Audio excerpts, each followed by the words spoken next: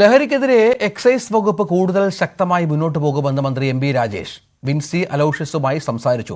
അവർക്ക് എല്ലാ പിന്തുണയും നൽകും. സിനിമയിൽ അവർ മാറ്റി നിർത്തപ്പെടുന്നില്ലെന്ന് സഹപ്രവർത്തകർ ഉറപ്പാക്കണമെന്നും മന്ത്രി പറഞ്ഞു.